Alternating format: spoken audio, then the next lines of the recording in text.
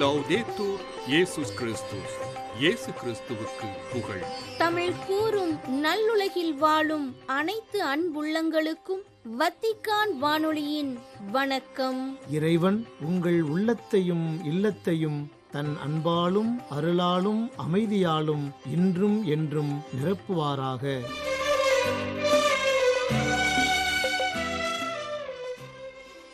அன்பு உள்ளங்களே, வத்திக்கான் வானொலி இன்று உங்களுக்கு வழங்கவிருப்பவை தடம் தந்த தகைமை, அன்னைவோர் அதிசயம் மற்றும் செய்திகள்.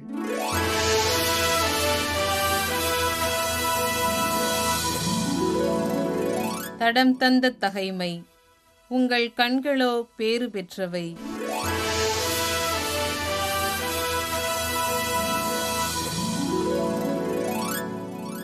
கண்களோ பேறு பெற்றவை, ஏனெனில் அவை காண்கின்றன.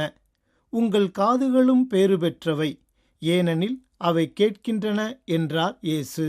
பார்வை என்பது விழிகளை சார்ந்த புறம் பார்த்தல் மட்டுமல்ல, அது அகம் சார்ந்த அகப்பார்வை.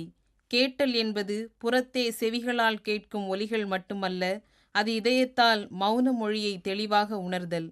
இயேசுவை அச்சமூகத்தில் வாழ்ந்த எல்லாரும் பார்த்தார்கள். அகவிழிகளால் பார்த்தவர்கள் அவரை அகம் ஏற்றார்கள். அவ்வாறே அவரது குரலை எல்லாரும் கேட்டார்கள். இதயச் செவிகளை திறந்து கேட்டவர்கள் இறையாட்சிக்குட்பட்டார்கள். நல்லவற்றை பார்க்க, கேட்க, பேச, உணர, முகர நாம் பெற்றதே ஐம்புலன்கள். அவை வெளிப்புற பணிகளுக்காக மட்டுமன்றி அகமாழ்ந்து பயணிக்க உதவுவதாக வேண்டும். அத்தோடு நாம் கொடையென பெற்றுள்ள பார்வை, கேட்டல், பேசுதல் என எல்லா திறன்களும் மேன்மைக்குரியவற்றை வெளிப்படுத்தவே. இவற்றை கொண்டு நம்மோடு வாழ்வோரை நம்மைவிட மேன்மையாக வாழச் செய்வதே நமதான சவால். கொடையென பெற்றவை யாவும் கொடையென கொடுக்கவே. இறைவா, உம்மை பார்க்கும்போது உலகை பார்க்கவும், உலகின் குரலை கேட்கும்போது உம்மை கேட்கவும் என்னை பக்குவப்படுத்தும். மரியே மரியே நீ வாழ்க விண்மலரே. அன்னைவோர் அதிசயம். கொர்னபூசா திருத்தலம், இத்தாலி.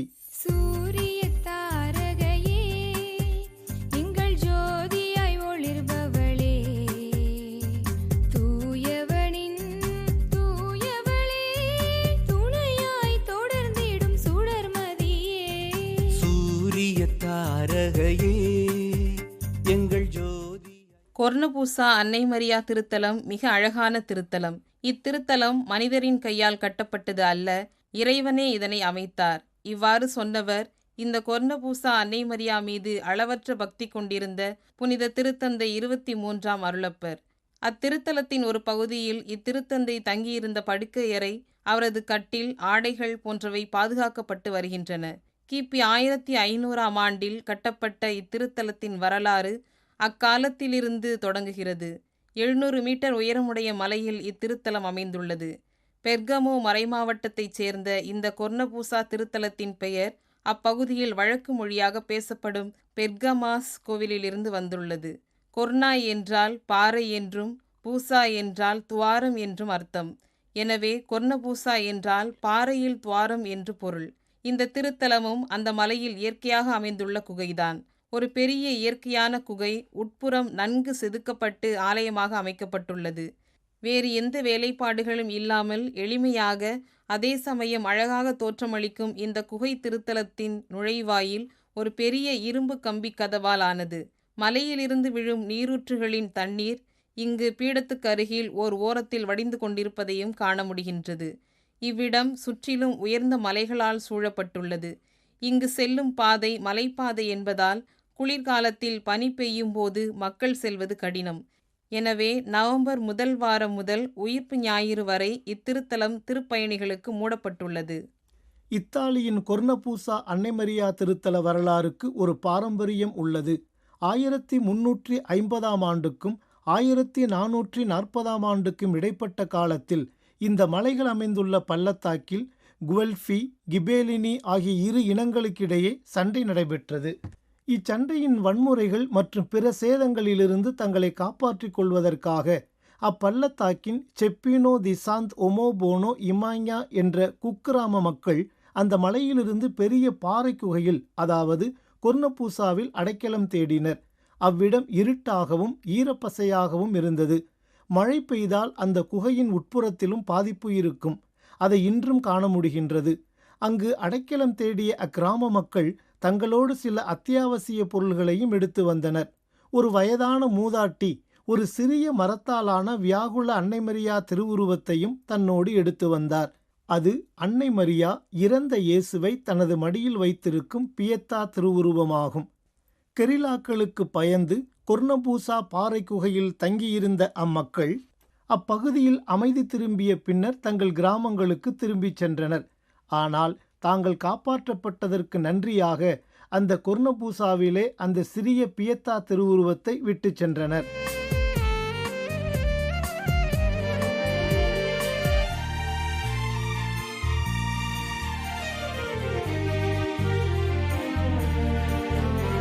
பின்னர் பல காலம் கடந்து அக்குகைக்குச் சென்ற ஒரு வயதான விவசாய பெண் துணியால் சுற்றி வைக்கப்பட்டிருந்த இந்த சிறிய அன்னை மரியா திருவுருவத்தை பார்த்தார். அங்கேயே அதை விட்டு வைத்தார். அதே சமயம் அப்பெண் சில காலத்துக்கு அடிக்கடி தனியாக அங்கு சென்று ஜெபித்து வந்தார். அத்திருவுருவம் பற்றி யாருக்கும் அவர் சொல்லவில்லை. ஒரு நாள் காது கேளாத மற்றும் வாய்ப்பேச இயலாத ஒரு இளம் கிராமத்து பெண் தனது ஆடுகளை அக்குகை பக்கம் மேய்த்து கொண்டிருந்தார். விசித்திரமான அந்த குகையை பார்த்து அதில் என்ன இருக்கின்றது என்று அறியும் ஆவலில் உள்ளே சென்றார். அங்கு துணியால் சுற்றி வைக்கப்பட்டிருந்த இந்த சிறிய அன்னை மரியா திருவுருவத்தை பார்த்தார். அந்த இளம்பெண் பேசும் திறனையும் உடனடியாக பெற்றார். காதும் அவருக்கு கேட்டது.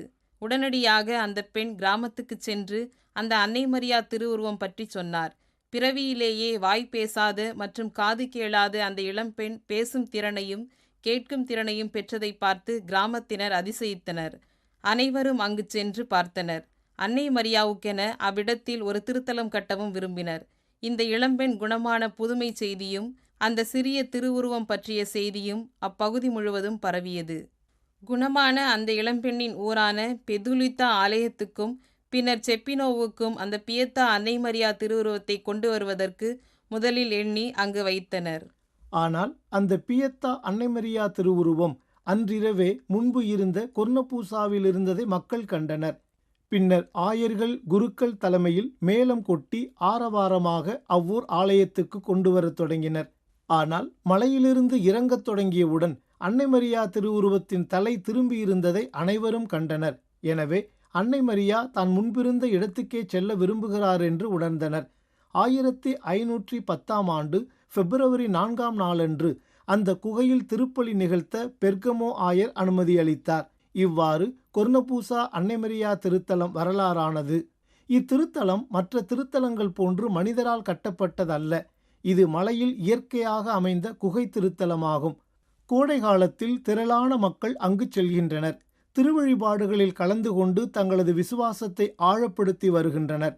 கொர்னபூசா அன்னை மரியா திருத்தலம் பெர்கமோ மறைமாவட்டத்துக்கு முக்கியமான மரியா திருத்தலமாகும். காரிருள் போக்கிடும் காரிகையே, எம்மில் பேரருள் பொழிந்திடும் பெருமகளே. காரிருள் போக்கிடும் காரிகையே, எம்மில் பேரருள் பொழிந்திடும் பெருமகளே.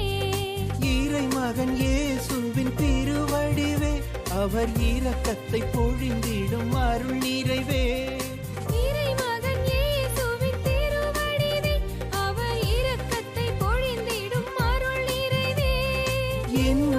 நீர் வாழ உன் அன்பை நிறம் தேடுதே. அம்மா என் உள்ளம் நீர் வாழ உன் அன்பை நிறம் தேடுதே. அடுத்து கரவாஜோ அன்னை மரியா திருத்தலம் பற்றி சிந்திப்போம். கரவாஜோ அன்னைமரி திருத்தல வரலாறு 15ஆம் நூற்றாண்டின் முதல் பாதி பகுதியிலிருந்து ஆரம்பமாகின்றது. கரவாஜோ நகரம் வட இத்தாலியின் லொம்பார்தியா மாநிலத்தில் பெர்காமோ மறைமாவட்டத்தில் உள்ளது. இது மிலானுக்கு கிழக்கே 40 கிலோமீட்டர் தூரத்தில் உள்ளது. இந்த கரவாஜோவில் ஒரு விவசாய குடும்பத்தில் பிறந்தவர் ஜோவெனெத்தா வாரோலி. இந்த பக்தியுள்ள இளம்பெண் ஒரு அருள் சகோதரியாக துறவு வாழ்வை தேர்ந்தெடுக்க விரும்பினார். ஆனால் அவரது தந்தை பியத்ரோ வாக்கி என்பவர் தனது மகளுக்கு திருமணம் செய்து அழகு பார்க்க விரும்பினார். ஜோவெனெத்தாவும் தனது தந்தையை மகிழ்ச்சிப்படுத்த விரும்பி பிரான்சிஸ்கோ வரோலி என்ற விவசாயியை மணந்தார். ஆனால் ஜொவெனத்தாவின் தந்தை நினைத்தது போல் அவரது திருமண வாழ்வு மகிழ்ச்சியாக அமையவில்லை. பிரான்சிஸ்கோ நல்ல மனிதராக வாழவில்லை. தனது மனைவியின் வாழ்வை துன்பமயமாக்கினார். 1432 ஆண்டு மே 26 தேதியன்று ஜொவெனத்தாவுக்கு உடல்நிலை நன்றாக இல்லை. அப்படியிருந்தும் மாடுகளுக்கு புல் வெட்டி வருமாறு அவரை வயற்காட்டுக்கு அனுப்பினார் அவரது கணவர் பிரான்சிஸ்கோ. அன்று நிறைய புல்களை வெட்டி பெரிய கட்டாக கட்டிய பின்னர் சிறிது நேரம் ஓய்வெடுத்து கொண்டிருந்தார் ஜொவெனத்தா. ஒருவேளை ஜொவெனத்தா களைப்பினால் கண்ணயர்ந்து தூங்கியிருக்க வேண்டும். திடீரென ஜொவெனத்தா நிமிர்ந்து பார்த்தபோது புனித கன்னிமரியா அவர் முன் நிற்பதைக் கண்டார். அப்போது அன்னை மரியா ஜொவெனத்தாவிடம், நல்ல இதயம் கொண்டிரு, உனது கஷ்டங்கள் விரைவில் மறைந்து போகும். இயேசு மக்களின் பாவங்களால் வருத்தமடைந்துள்ளார். மக்கள் மனம் வருந்தி தங்களது வழிகளை திருத்திக் கொண்டால் ஜொவெனத்தா அவர்களுக்காக கிறிஸ்துவின் இரக்கத்தை பெற்றுக் கொடுக்கலாம். இல்லாவிட்டால் கிறிஸ்து அவர்களை தண்டிப்பார். இவ்வாறு எச்சரித்த அன்னை மரியா ஜொவெனத்தாவிடம் இந்த இடத்தில் தனது பெயரில் ஓர் ஆலயம் கட்டுமாறும் கேட்டுக்கொண்டார். தனது விருப்பங்களை மக்களுக்கு சொல்லுமாறும் கூறினார். மக்கள் தனது விருப்பத்தின்படி நடந்து கொண்டால் அவர்களை பல வரங்களால் ஆசீர்வதித்து புதுமைகளையும் செய்வேன் என்று சொல்லி மறைந்தார் அன்னை மரியா. ஆயினும் அன்னை மரியா அந்த இடத்தில் காட்சி கொடுத்ததன் அடையாளமாக அவர் அந்த இடத்தில் நின்று கொண்டிருந்த பாறையின் மீது தனது பாதங்களின் அடையாளங்களை விட்டு சென்றார். ஆம், அந்த கல்லின் மீது அன்னை மரியாவின் பாதப்பதிவுகள் இருந்தன. அதோடு அந்த பாறைக்கடியிலிருந்து சுத்தமான தண்ணீரும் பீரிட்டு அடித்தது. ஜொவெனத்தா கரவாஜோவுக்கு விரைந்து சென்று தான் கண்ட காட்சி பற்றி ஊர் மக்களிடம் விவரித்தார். அன்னை மரியா தனக்கு சொன்னவைகளையும் எடுத்துச் சொன்னார். ஆனால் ஜொவெனத்தாவின் சொற்களை சிலரே நம்பினர். ஜொவெனத்தா கதை கட்டுகிறார் என்று கேலி செய்து அவரை கிண்டலடித்தனர். சிறிது நேரம் கழித்து சிலர் அந்த இடத்துக்கு சென்று அந்த பாறைக்கடியிலிருந்து ஊற்றெடுத்து ஓடிக்கொண்டிருந்த சுத்தமான தண்ணீரில் குளித்தனர். அவர்களுக்கு இருந்த உடல் வலியும் மற்ற நோய்களும் மாயமாய் மறைந்து போயின. இவர்களை பின்தொடர்ந்த மற்ற மக்களும் அவ்வாறே செய்தனர். அவர்களும் அந்த நீரில் அற்புதம் நடப்பதை அனுபவித்தனர். அதன் பின்னர் ஜொவெனத்தாவின் காட்சியையும் அக்காட்சியில் அவர் கேட்ட அன்னை மரியாவின் வார்த்தைகளையும் நம்பத் தொடங்கினர். அந்த செய்தி சுற்றுப்புறமெங்கும் பரவத் தொடங்கியது. மிலான் நகர கோமகன் பில்பெர்த்தோ மரிய விஸ்கோந்தியின் உதவியுடன் மக்கள் அவ்விடத்தில் திருத்தலம் ஒன்றை கட்டினார்கள். மக்கள் கூட்டம் அவ்விடத்துக்கு அதிகமாக வருவதைக் கண்ட அப்போதைய மிலான் பேராயராக இருந்த புனித சார்லஸ் பொரோமியோ 1575 ஆண்டில் பெல்லகிரினி என்ற கட்டிடக் கலைஞரின் உதவியால் அந்த திருத்தலத்தை பெரிதாக கட்டினார். இதற்கு பின்னர் சில சீர்திருத்தங்களும் இதில் செய்யப்பட்டன. இதுவே தற்போது வெகு அழகாக புகழுடன் விளங்கும் கரவாஜோ அன்னை மரியா திருத்தலமாகும். இன்றும் ஆயிரக்கணக்கான திருப்பயணிகள் அங்கு சென்று அன்னை மரியாவின் அருள்வரங்களை பெற்று மகிழ்கின்றனர். கரவாஜோ அன்னை மரி விழா அன்னை மரியா காட்சி கொடுத்த மே 26 தேதி சிறப்பிக்கப்படுகிறது. அந்த நவநாள் காலங்களில் மக்கள் சிறப்பாக வட இத்தாலியில் உள்ள மக்கள் திருப்பயணமாக சென்று வருகின்றனர். அன்னை மரியா ஜொவெனத்தாவை ஆசிர்வதிப்பது போல் உள்ள திருவுருவம் விரிவுபடுத்தப்பட்ட இத்திருத்தலத்தில் அதுவும் அன்னை மரியா காட்சி கொடுத்த அதே இடத்தில் வைக்கப்பட்டுள்ளது. அன்னை மரியாவின் பாதத்துக்கு கீழே இருந்து சிறிய தண்ணீர் ஓடை இன்றும் ஓடுகிறது. பசுமை பரப்பிடும் பைங்களிரே என்றும் பரிமள தைலத்தின் அருமணமே. பசுமை பரப்பிடும் பைங்களிரே என்றும் பரிமள தைலத்தின் அருமணமே. மாவரன் இயேசுவின் மணிச்சரமே எங்கள் மாந்துயர் போக்கிடும் மாணிக்கமே. மாவரன் இயேசுவின் மணிச்சரமே எங்கள் மாந்துயர் போக்கிடும். அன்னைவோர் அதிசயம் என்ற நிகழ்வை உங்களுக்கு இன்று வழங்கியது வத்திக்கான் வானொலி.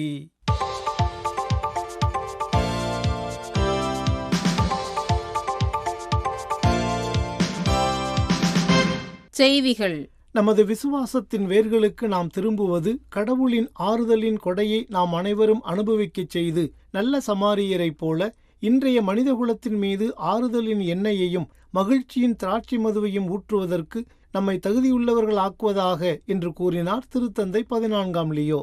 ஜூலை 17 வியாழக்கிழமையன்று அமெரிக்காவிலிருந்து ரோமைக்கு வந்துள்ள ஆர்த்தடாக்ஸ் கத்தோலிக்க கிறிஸ்தவ ஒன்றிப்பு திருப்பயணத்தின் பங்கேற்பாளர்களை சந்தித்த போது இவ்வாறு தெரிவித்தார் திருத்தந்தை 14 லியோ. குறிப்பாக இந்த ஆண்டு நீசேயா திருச்சங்கத்தின் 1700வது ஆண்டு நிறைவை குறிக்கும் வகையில் திருத்தூதர்களான பேதுரு, பவுல் மற்றும் அந்திரேயாவின் புனித தலங்களுக்கு செல்வதன் முக்கியத்துவம் குறித்து அவர்களிடம் எடுத்துரைத்தார் திருத்தந்தை. நீசேயாவின் நம்பிக்கை அறிக்கையில் பகிரப்பட்ட ஒன்றிப்பையும் இந்த ஆண்டு ஒரே தேதியில் 2 தேவாலயங்களும் ஒன்றிணைந்து கிறிஸ்து உயிர்த்தெழுந்தார், அவர் உண்மையாகவே உயிர்த்தெழுந்தார் என்று கிறிஸ்துவின் உயிர்த்தெழுதலை அறிக்கையிட்டு கொண்டாடுவதன் வலிமை வாய்ந்த அடையாளத்தையும் எடுத்து காட்டினார் திருத்தந்தை. உலகளாவிய துன்பங்களுக்கு மத்தியில் கிறிஸ்தவ நம்பிக்கையின் அவசியத்தை பற்றி குறிப்பிட்ட திருத்தந்தை இக்கருத்தினை எதிர்நோக்கின் திருப்பயணிகள் என்ற இவ்வாண்டு யூபிலி ஆண்டு கருப்பொருளுடன் இணைத்து அவர்களுக்கு விளக்கினார். CISL எனப்படும் இத்தாலிய தொழிலாளர் தொழிற்சங்கங்களின் கூட்டமைப்பின் 20வது தேசிய மாநாட்டிற்கு அனுப்பியுள்ள செய்தியொன்றில் மனித மேம்பாட்டுக்கு சேவை செய்யும் அமைதியான சமூகங்களை மேம்படுத்துவதற்கான அழைப்பொன்றை விடுத்துள்ளார் திருத்தந்தை 14ஆம் லியோ. ஜூலை 16 இப்புதனன்று திருப்பிடச் செயலர் கர்தினால் பியத்ரோ பரோலின் அவர்களின் வழியாக வழங்கியுள்ள இச்செய்தியில் மிகவும் மனிதாபிமான சமூக ஒழுங்கை கட்டி எழுப்புவதை வலியுறுத்தியுள்ள திருத்தந்தை பங்கேற்பாளர்கள் தங்கள் சமூக பொறுப்புகளில் உறுதியாக இருக்கவும் ஊக்கப்படுத்தியுள்ளார்.